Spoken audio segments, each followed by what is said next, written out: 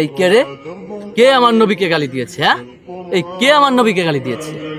ওহ, ভুলে গিয়েছিলাম আমি বাংলাদেশে বসবাস করি। হ্যাঁ, আমি বাংলাদেশে বসবাস করি, এটা আমি ভুলে গিয়েছি। এখানে শেখ মুজিবকে গালি দিলে তাকে জেলে যেতে হবে। এখানে খালেদা জিয়াউর রহমানকে গালি দিলে জেলে যেতে হবে। বর্তমান যে প্রধানমন্ত্রী আছে তারেক রহমান, তাকে গালি দিলেও জেলে যেতে হবে। হয়তো বিরোধী দলের নেতা শফিকুর রহমানকে গালি দিলেও জেলে যেতে হবে।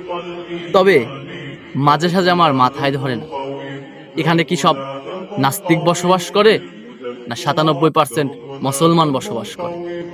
মুখে বলি 97% মুসলমান, 97% মুসলমানকে আদেও আমরা যদি হতাম, তাহলে সংসদে একটা আইন হতো যে নবীকে গালি দিলে তার শাস্তি মৃত্যুদণ্ড। নবীকে গালি দেওয়া হয়, তাকে প্রশাসন ধরে নিয়ে জেলে দিয়ে পরবর্তীতে বিদেশে পাচার করে। রাষ্ট্রের প্রধানমন্ত্রীর বাপ কিংবা প্রধানমন্ত্রী কিংবা এমপি মন্ত্রীদেরকে গালি দিলে তাকে জেলে যেতে হয়, তার ফাঁসি হয়। হ্যাঁ, কবে পরিবর্তন হবে দেশ? কবে? আর কতদিন আমরা ঘুমিয়ে থাকবো? বিচার কি করবে না নিজেরা করব? নিজেরা করলে কিন্তু একটা নাস্তিকের গলা রাখবো ইনশাআল্লাহ।